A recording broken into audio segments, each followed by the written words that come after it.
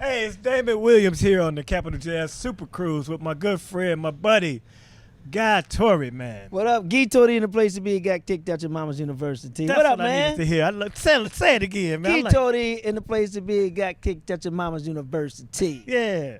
Guy Torry, man. God bless you, brother. What's up, man? First time on the cruise? First time on this cruise, yes, man. And already having a ball. Like, I've been on a day already, and it feels like a week in a good way. Yeah, in exactly. a good way. You get so much in. Yeah, you can get it in, man. You saw October London show and October London, man, and Roberson, man. I mean, what a great combination with a great pair. Great show. Right. Just the way the show is produced, the songs they do, the talking they do in between, the jokes they do, it was dope. Yeah, and October came out smoking a cigar. You a cigar guy, right? I'm a cigar guy. Yeah. Yes, sir. Yeah. So and you don't see many singers, smoke cigars. Like Robert Kelly. Okay. He smoked cigars. Yeah. And then you don't see him anymore. We don't see him anymore. He's taking cigars now.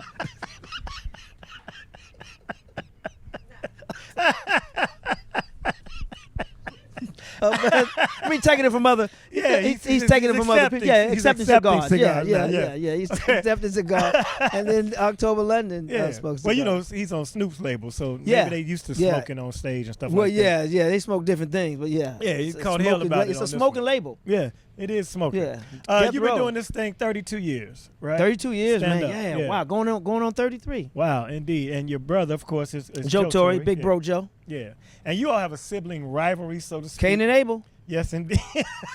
Talk about you and your we good this week. This week we good. Okay. It's a week by week. It's like one of them cheap motels you rent by the hour. Yeah. Yeah, that's our family relationship is. But, it's Big Bro Joe. I wouldn't be doing this if it wasn't for him inspiring me to doing it and backing me, when I first started. Right. Yeah, it's like two alpha males. Yeah. Wanting to be the lead, but I'm the baby bro, so I'll Defer. stand down. Yeah. But Joe has to continue to remind you that he's big bro. Right. Right. Yeah. I have other older siblings that don't do that, but Joe is, short man complex. But but that's okay. But you all been doing dates together. Yeah, Fat Tuesdays, man. I'm bringing back Fat Tuesdays in different cities and things like that. So, people love to see me and Joe on the same show. Absolutely. And to keep my mama happy, I keep the first brotherhood things good. first. That's a beautiful thing. Yeah. Speaking of Fat Tuesday, spell PH Fat.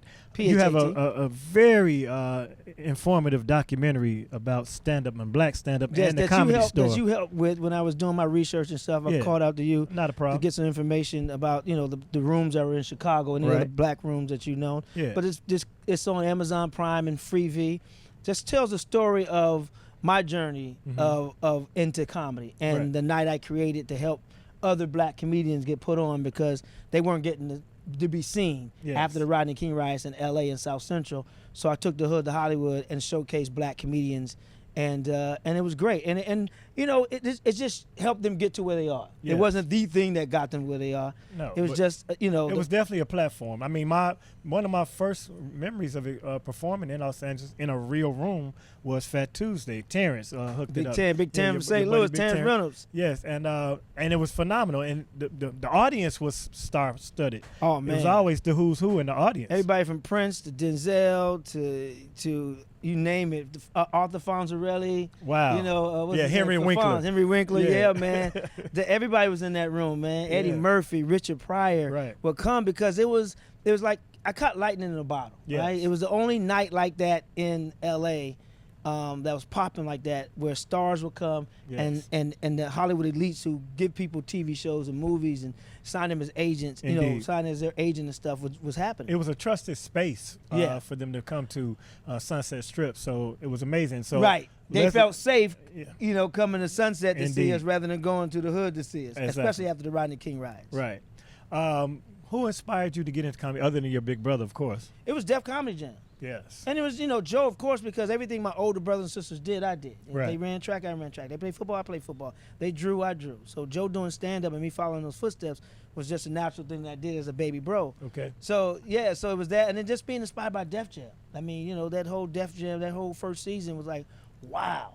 Like, I knew who Richard Pryor was. I knew who Eddie Murphy was, but I didn't put me in that situation. Of course. Being able to do that. Right. And I was like, oh, okay. Yeah, Def Jam definitely made it accessible and gave us man. opportunities. But you also have a great film career, man. You've been in movies with major people and some major things. Let's talk about the being on the set in the cast of Life with Bernie and Eddie and Martin and Miguel Nunez, and that was a great cast, man. And from day one, I say this all the time, and other actors need to hear that when they're in Eddie Murphy's position. But he made it comfortable for us. Nice. First day on the set, he told the director, let them go, let them do whatever they want to do. Wow. And when you have somebody like that trust you, especially with a period piece like that, it's everything. So Bernie Mac and I was together the whole time because as we were shooting Life, I was also the host of the Kings of Comedy Tour. You sure were. So me and Bernie was together 7 days a week. That's how I started smoking cigars. Okay. I smoked my first with the Mac man. With Macanudo. Man. And it was Bernie Mac who taught me how to smoke cigars. But being on that set was crazy because, like I said, from day one, Eddie made it comfortable and easy for everybody. And then you got Martin Lawrence, who I started as a PA on the Martin show and wrote an episode of Martin and guest starred on the show of Martin. And then you had, like you said, Miguel Nunez, you had Anthony Anderson, you had Oba Babatunde, you had Shabaka Henley, you had Britt Jennings, these seasoned actors on this set. So I could learn and steal from everybody. Right. It's okay to steal in acting. Oh, yeah. Stand up. You're studying. Get your ass busted. But anyway, you don't steal jokes. So, but with acting, I mean, I was there to be able to soak up, what they were doing. Right. You were also in a film, the Divers movie. What's that movie with? The Pearl Harbor?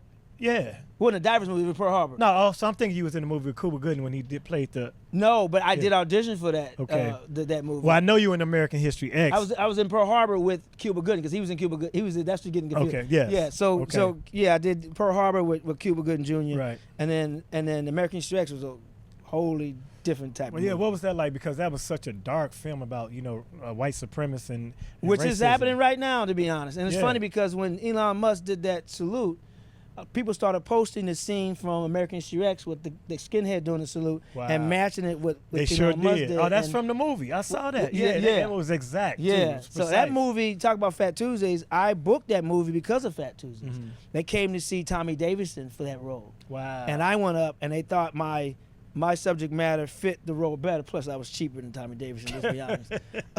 And I look more prison than Tommy. Okay. When you're attractively challenged, they give you all the prison roles. So I'm always a homeless, a crackhead, or in jail. Do you still get those since you got your teeth fixed? Well, I quit acting for a minute, but I'm coming back. But no, you're right. So when I got my teeth fixed, all those roles, I was a sidekick than the crackhead, the homeless person, or the prisoner. Because I know there's a lot of guys in Hollywood, they all got their teeth fixed. I'm like, man. who gonna play the crackhead? Who gonna play? Right. So you see a homeless cowboy with perfect veneers, perfect teeth and manicured nails. Exactly. They ain't acting. Right. But yeah, so Fat Tuesdays inspired, got me American History X, and when I got on that set, man, it was just amazing. My first dramatic role. Right. And then acting against opposite Ed Norton, who was nominated for an Oscar after his first film, Primal Fear, to be in that zone and fill that space with him and go back and forth was a blessing. And how did you decompress from such a dark film? Because they were super like racist. They were, and it's funny thing you say that because they had real skinheads on the set. Wow. I was the only brother on the set a lot of days because Avery Brooks was the other black guy, but we didn't have any scenes together. Okay. So we weren't on the set the same day. Wow. So the director, who was Jewish, he had method actors. He was a method director. He went to Orange County, California, and would bust in real skinheads. Wow. So a lot of days on the set, man, I was the only brother on set. They had no brothers on the crew. Wow. No hair, makeup, sisters nowhere on the crew, grips, lighting, camp, nothing. It was all white, and me, like a coffee bean and some cream, and a bowl of cream. Well, I'm glad you survived that experience. I did, man. So you say you weren't acting much more, but you're about to get back into it, man. Just the business of it is sometimes a little funky, and once you know what you know, and you get older, you don't fall for the banana in the tailpipe anymore. No, not literally. Right. But you don't fall for that anymore. So it's like the games they play. We being stand-ups and being on the road a lot. Right. They want to. You got to come in for this audition, but I got 7 shows I got to do. Yeah. And you're not guaranteed you cancel to get the them. role. No, I'm not canceling my shows to come do this role that I may not get. Right. So I got stopped. I got tired of dealing with that. Right. Well, what's coming up for you, man? Let the people know how to reach you and what's next. Man, you can check me out on all my social media handles, at Guy Torry, GUY2RRY, Guy Torry Live on Facebook. But go to my websites. I have 5, because I'm a narcissist like that. GuyTorry.com, GuyTorry.me, GuyTorryLive.com. And MrGuyTorry.com. That one's on Pornhub. Yeah, right. That's a joke me, myself, and from Guy. our panel. No. Me, myself, and Guy. That's gonna be the name of my special. Me, myself, and Guy. Awesome, man. So you'll see him touring around, not only with his brother on certain dates. Oh, you know what? I want to plug this. Go for it. The Legends of Laughter tour I'm on currently right now. I'm doing a lot of dates with them. Legends of Laughter. Make sure if you see me, it's the core group is Samore and DC Curry and Lavelle and myself and Special K's on some dates. Two and Rays Gary on Owen did some dates and Two Ray. Yeah, so Yeah. whoever's on the date, if I'm on it or not, go support the Legends of Laughter tour. It's a great time. Yes, and shouts out to Samore because she not boss. only does she take us all on those type of boss. tours, she did a Netflix special which I'm part of. All Yeah, the Queen's all Men. Yep. It's stand up, not the series. Not the series, yeah. But that was Samore being the boss lady and giving opportunity to others. Love Samore. Like this brother does and like we all try to do. Hey, enjoy yourself. We had a great time here on the Capital Jazz Cruise. This is Guy Torry. Yo, you'll be back. Yeah. Guy Torry, ladies and gentlemen. I'm Damon Williams. We'll see you when we look at you.